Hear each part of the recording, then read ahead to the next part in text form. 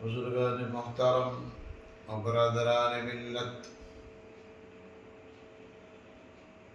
معزز نوجوانوں، قرآن مجید کی جو آیت شریفہ اس وقت میں نے آپ کے سامنے تلاوت کی ہے، اس آیت شریفہ میں اللہ تعالی نے 3 باتوں کا حکم دیا ہے۔ سب سے پہلے اللہ نے فرمایا وَأَقِيمُوا الصَّلَاةَ، نماز کو قائم کرو۔ پھر اس کے بعد وَآتُوا الزَّكَاةَ، وَآتُوا الزَّكَاةَ کے لفظ سے نماز کی فرضیت کی طرف اشارہ فرمایا ہے۔ اس کے بعد وَارْكَعُوا مَعَ الرَّاكِعِينَ، رکوع کرنے والوں کے ساتھ مل کر تم بھی رکوع کرو۔ اس میں اس بات کی طرف اشارہ ہے کہ نماز کو جماعت کے ساتھ ادا کرنا ہے۔ ان 3 باتوں میں ہمارے پاس اس وقت زکوٰۃ کا مضمون ہے۔ اسلام کے 5 ستونوں میں سے ایک اہم ترین ستون ہے۔ جس طرح مومن اور مسلمانوں پر نماز فرض ہے، روزہ فرض ہے، اسی طریقے سے زکوٰۃ بھی ایک مومن اور مسلمان کے اوپر فرض ہے۔ نماز ایک ایسی عبادت ہے، نماز اور روزہ ایک ایسی عبادت ہے جن کا تعلق انسان کے بدن سے ہے، ان کو بدنی عبادت کہا جاتا ہے۔ لیکن زکوٰۃ مالی عبادت سے تعلق رکھنے والی چیز ہے کہ آدمی اپنے مال کو خرچ کرتا ہے، اپنے مال میں سے کچھ حصہ نکال کر غرباء، فقراء، مساکین اور تقسیم کرتا ہے، جن کا بیان قرآن مجید میں ہے۔ اگر کوئی بندہ مومن نماز کے سلسلے میں کوتاہی برتتا ہے، یوں کہا جا سکتا ہے کہ اللہ کے حق، اللہ کے حقوق کے سلسلے میں کوتاہی برت رہا ہے۔ اگر کوئی زکوٰۃ کی ادائیگی میں کوتاہی کرتا ہے تو یوں کہا جاتا ہے کہ وہ اللہ کے حق کو بھی دبا رہا ہے اور بندوں کا حق اس کے کندھوں پر آتا ہے، اس حق کو بھی وہ دبا رہا ہے۔ لیکن نماز اور روزہ ایک ایسی عبادتیں ہیں جو ہر مومن اور مسلمان کے اوپر فرض ہیں، خواہ وہ غریب ہو، فقیر ہو، مسکین ہو، کیسا بھی کیوں نہ ہو، نماز اور روزہ ہر مسلمان کے اوپر فرض ہے۔ لیکن زکوٰۃ فرض ہوتی ہے جو صاحب نصاب ہیں، صاحب استطاعت ہیں، ان کے اوپر زکوٰۃ فرض ہوتی ہے۔ فرضیت زکوٰۃ کا سب سے بڑا مقصد یہ ہے کہ دولت چند انسانوں کے درمیان جمع ہو کر نہ رہ جائے، کہ اللہ نے کسی 10 آدمی کو مالدار بنایا، باقی سارے محلے کے انسان غریب ہیں، مسکین ہیں، تو دولت چند انسانوں کے درمیان اگر جمع ہو جاتی تو دوسروں کی ضرورت پوری نہ ہوتی۔ تو دولت، اللہ تعالیٰ یہ چاہتے ہیں کہ جن بندوں کو اس نے مال و دولت کی نعمت سے نوازا ہے، یہ دولت، اللہ تعالیٰ یہ نہیں چاہتے کہ دولت انہی کے درمیان محصور ہو جائے یا انہی کی تجارت میں بند ہو جائے، دوسرے ان کے سامنے بغیر کپڑے کے رہیں، دوسرے ان کے سامنے ننگے اور بھوکے پھرتے رہیں، ان کے بچے عیش و تنوع میں جی، دوسروں کے بچے ان کے سامنے ننگے اور بھوکے پھرتے رہیں۔ اس کے علاوہ آپ غور کریں تو زکوٰۃ میں اللہ تعالیٰ نے بہت سی مصلحتیں، بہت سی حکمتیں اللہ تعالیٰ نے پوشیدہ رکھی ہیں۔ زکوٰۃ کی ادائیگی سے بہت سے انسانوں کے حقوق ادا ہوتے ہیں، غریبوں کو خوشیاں اور مسرتیں حاصل کرنے کا موقع ملتا ہے، دوسروں کی غمخواری، دوسروں کے غم کو بٹانے کا موقع ملتا ہے، انسان کے دل سے مال کی محبت نکلتی ہے، جب کسی کو دینا آتا ہے تو یقیناً اس کے دل سے مال کی محبت نکلتی چلی جاتی ہے۔ تو زکوٰۃ فرض ہوتی ہے صاحب نصاب پر۔ نصاب کسے کہتے ہیں؟ ایک متعین مقدار شریعت نے جس کو متعین کیا اسے کہتے ہیں صاحب نصاب، یعنی کہ یوں سمجھیے 612 گرام چاندی اور 80 پر 500 ملی گرام سونا جس مسلمان کے پاس ہو اس کے اوپر زکوٰۃ فرض ہوتی ہے۔ زکوٰۃ فرض ہوتی ہے صاحب استطاعت ہے اس کے اوپر، زکوٰۃ فرض ہوتی ہے جو سونا چاندی ہے اس کے اوپر، زکوٰۃ فرض ہوتی ہے جو مال تجارت ہے اس کے اوپر، زکوٰۃ فرض ہوتی ہے جو نقد روپیہ اپنے پاس رکھے ہوئے ہوں اس کے اوپر بھی زکوٰۃ فرض ہوتی ہے۔ نقد روپیہ ریال رکھے ہوئے اس کے اوپر بھی فرض ہوتی ہے، ڈالر رکھے ہوئے اس کے اوپر بھی فرض ہوتی ہے۔ اسی طریقے پیسہ فکسڈ ڈپازٹ رکھ کر کاغذات اور بانڈ اپنے پاس رکھے ہوئے ہوں اس کے اوپر بھی زکوٰۃ فرض ہوتی ہے۔ تو بڑی تفصیل ہے، ضرورت کی چیزوں پر اللہ نے زکوٰۃ کو فرض نہیں فرمایا۔ مثال کے طور پر کسی کے پاس 25-30 لاکھ کا مکان ہے، مکان ضرورت کا ہے، مکان میں آپ کے بیوی بچے بھائی بندے رہتے ہیں، ضرورت کے مکان ہے، ضرورت کے کپڑے ہیں، ضرورت کی جانور ہیں، ضرورت کی سواریاں ہیں، ضرورت کی چیزوں پر اللہ نے زکوٰۃ کو فرض نہیں فرمایا۔ ضرورت سے زائد جو ہوتا ہے تو مسلمان ہندوستان میں ہو یا دنیا کے جس ملک میں بھی ہوں اپنے زکوٰۃ کو نکالے، اس لیے کہ اللہ تعالیٰ نے قرآن مجید میں جہاں جہاں نماز کا تذکرہ فرمایا ہے وہاں مقرن ملائے ہوئے زکوٰۃ کا بھی اللہ نے تذکرہ فرمایا۔ اللہ نے زکوٰۃ کا ذکر فرما کر زکوٰۃ کی اہمیت کو اللہ نے جتا دیا کہ جس طرح تمہارے اوپر نماز فرض ہے، روزہ فرض ہے، اسی طریقے سے زکوٰۃ بھی تمہارے اوپر فرض ہے۔ زکوٰۃ بھی فرض ہے، زکوٰۃ باقاعدہ نکالنا ہے۔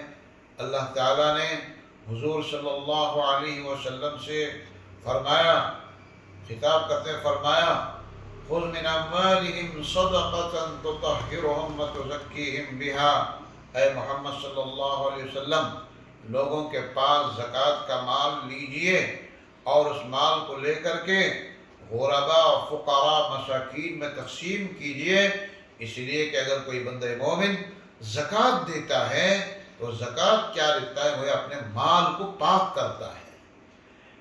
اس آیت شریفہ کی تفسیر میں حضور صلی اللہ علیہ وسلم نے فرمایا جس کسی کا مال جل گیا، جس کسی کا مال سمندر کے کسی حصے میں ڈوب گیا، جس کسی کا مال تباہ و برباد ہو گیا، سمجھ لے کہ اس نے زکوٰۃ کی ادائیگی میں کوتاہی برتی ہے۔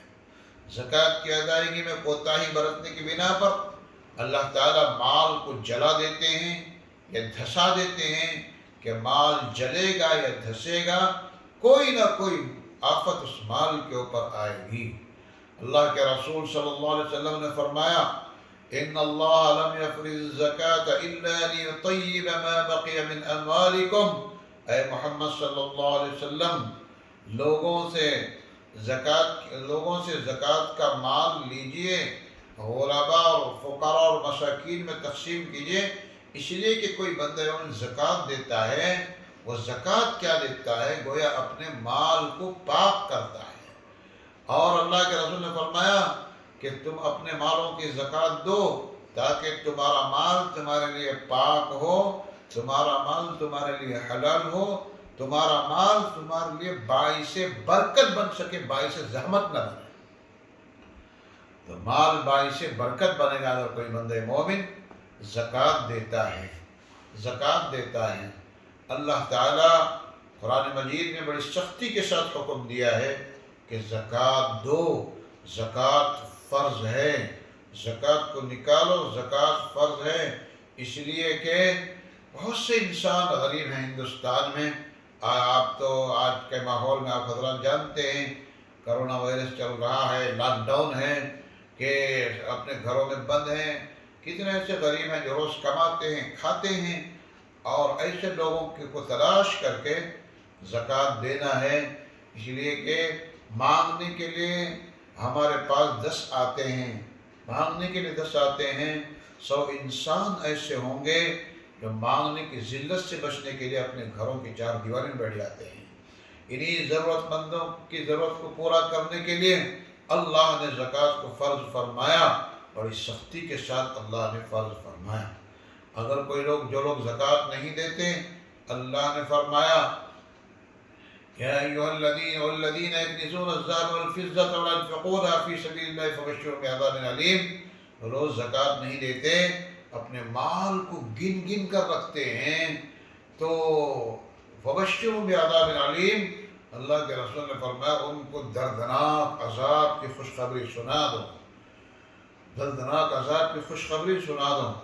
صحابہ پریشان ہو گئے، یا رسول اللہ کیا ہم اپنے مال کو جمع کریں یا نہ کریں؟ یکنزون کا لفظ آتا ہے خزانے کے طور پر جمع کرنا۔ اللہ کے رسول نے فرمایا کہ نہیں، اپنے مال کو تم جمع کر سکتے ہو لیکن اس کی زکوٰۃ ادا کرو، زکوٰۃ دو۔ جو لوگ زکوٰۃ نہیں دیتے، اللہ نے فرمایا یوم یحمى علیہا فی نار جہنم فتقوی بہا جباہہم وجنوبہم وظہورہم ھذا ما کنزتم لانفسکم۔ جو لوگ زکوٰۃ نہیں دیتے ان کا مال جلایا جائے گا، تپایا جائے گا، اس مال کو ان کی پیشانیوں پر، ان کے منہوں پر داغا جائے گا، اس لیے کہ اگر کوئی زکوٰۃ نہیں دیتے تو ان کا مال جلا کر کے ان کی پیشانیوں پر، ان کے منہوں پر داغا جائے گا۔ حضور صلی اللہ علیہ وسلم نے فرمایا کہ جو لوگ زکوٰۃ نہیں دیتے، کل قیامت کے دن اللہ تعالیٰ اس کے مال کو اس کے گلے میں گنجے سام کی شکل میں ڈال دیں گے۔ سام کہے گا انا مالک و انا کنزک، تو جانتا ہے کہ میں کون ہوں؟ تو کہے گا کہ میں تیرا اپنا مال ہوں، میں تیرا اپنا جمع کیا ہوا خزانہ ہوں۔ سام ڈسے گا، تکلیف دے گا، قیامت کے دن اس کے لیے کوئی بچانے والا نہیں ہوگا۔ تو زکوٰۃ ادا کرنا ہے، زکوٰۃ فرض ہے۔ 2 عورتیں اللہ کے رسول صلی اللہ علیہ وسلم کی خدمت اقدس میں تشریف لائیں، ان 2 عورتوں سے اللہ کے رسول، ان دونوں عورتوں کے دونوں ہاتھوں میں کنگن تھے۔ اللہ کے رسول صلی اللہ علیہ وسلم نے فرمایا کیا تم میں سے کوئی اس بات کو پسند کرو گی کہ تمہارے ہاتھ میں آگ کی کل قیامت کے کنگن پہنا جائے؟ تو صحابیات تھی، رونے لگی، یا رسول اللہ صلی اللہ علیہ وسلم اسے کون پسند کرے گا میرے ہاتھ میں، کسی کے ہاتھ میں سونے کے کنگن پہنا جائے؟ تو اللہ کے رسول صلی اللہ علیہ وسلم نے فرمایا اگر تم اس بات کو پسند نہیں کرتی تو ایسے کرو کہ تم نے جو کنگن اپنے ہاتھ میں پہن رکھے ہو اس کی زکوٰۃ ادا کرو۔ تو زکوٰۃ غرباء اور فقراء اور مساکین میں تقسیم کرنا ہے، اندازے کے ساتھ نہیں چلے گا۔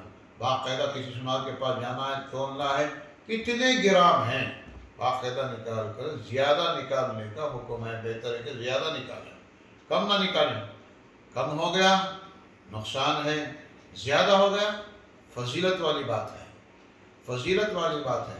اللہ کے رسول صلی اللہ علیہ وسلم نے ایک صحابی کو اونٹوں کی زکوٰۃ وصول کرنے کے لیے بھیجا، اونٹوں کی زکوٰۃ وصول کرنے کے لیے بھیجا، تو زکوٰۃ کا ایک 5 سال کا چھوٹا سا اونٹ کا بچہ آیا، تو انہوں نے فرمایا کہ نہیں، اللہ کے رسول نے مجھے بھیجا ہے، جتنی زکوٰۃ بیٹی اتنا ہی لانے کا حکم ہے۔ تو انہوں نے فرمایا کہ نہیں، طاقتور اونٹ میں تم کو دیتا ہوں، لے جاؤ، منع کیا۔ پھر آئے اللہ کے رسول کے پاس، اللہ کے رسول چھوٹا سا اونٹ کا بچہ بیٹھتا ہے، طاقتور صحت مند اونٹ دینا چاہتے ہیں۔ اللہ کے رسول نے فرمایا لے لے کے وہ صحت مند اونٹ، کم ہو گیا تو نقصان ہے، زیادہ ہو گیا تو فضیلت والی بات ہے۔ زکوٰۃ دینا فرض ہے، زکوٰۃ کی ادائیگی کریں۔ اس کے بعد آپ تو جانتے ہیں کہ آخری عشرہ چل رہا ہے، آخری عشرہ حضور صلی اللہ علیہ وسلم کے بارے میں آتا ہے، روایتوں میں آتا ہے، جب آخری عشرہ آتا تو اللہ کے رسول صلی اللہ علیہ وسلم شد میزرہ واحیا لیلہ وایقظ اہلہ، یہ آخری عشرے میں خود بھی جاگتے، اپنے گھر والوں کو بھی جاگنے کا حکم فرماتے۔ تو آخری عشرہ ختم تو رمضان المبارک ختم، تو اپنے گھر والوں کو بھی جگانا ہے، آخری عشرے میں اللہ سے مانگنا ہے، اللہ سے دعا کرنا ہے، یا اللہ ایک کرونا وائرس کی جو بیماری ہے اسے ختم فرما. جب دعا کریں گے اللہ تعالیٰ قبول فرمائیں گے. اس لیے کہ حدیث میں ہے الدعاء سلاح المؤمن، دعا مومن کا ہتھیار ہے. دعا تقدیروں کو بدل دیتی ہے. اس لیے کہ ایک مومن کی دعا، ایک معمولی فقیر کی دعا وہ کام کر سکتی ہے، بڑے سے بڑا امریکہ کا بم بھی وہ کام نہیں کر سکتا. تو دعا مومن کا ہتھیار ہے. دعا کرنا ہے، اللہ کے سامنے رونا ہے، گڑ گڑانا ہے. اللہ تعالیٰ قرآن میں فرماتے ہیں ادعوا ربکم تضرعا وخفیا، اللہ کے سامنے پکارو، اللہ کو پکارو الہا وزاری کے ساتھ، آہوزاری کے ساتھ، گڑ گڑاتے ہوئے اللہ کو پکارو. جب اللہ کو پکاریں گے اللہ تعالیٰ فرماتے ہیں آسمانی بلائیں ہوں یا زمینی حوادثات ہو یا انسانوں کے تعصب کا تم شکار بنو تو تمہارے ہاتھ اللہ رب العزت کے حضور اٹھ جانا چاہیے. بندہ اللہ کے حضور مانگتا ہے اللہ تعالیٰ خوش ہوتے ہیں، نہیں مانگتا تو اللہ تعالیٰ ناراض ہوتے ہیں. تو اللہ کی ذات ایسی ہے، تنہا اللہ کی ذات ایسی ہے جو مانگنے سے خوش ہوتی ہے، نہیں مانگنے سے ناراض ہوتی ہے. اللہ سے مانگیں، اللہ سے دعا کریں، اللہ تعالیٰ دعا قبول فرمائیں گے. یہ آخری عشرہ چند دن باقی ہیں، ان چند دنوں کا فائدہ اٹھا لیں. اللہ تعالیٰ سے دعا ہے کہ اللہ تعالیٰ مجھے اور آپ کو تمام انسانوں کو عمل کرنے کی توفیق عطا فرمائے. وآخر دعوانا الحمد للہ رب العالمین.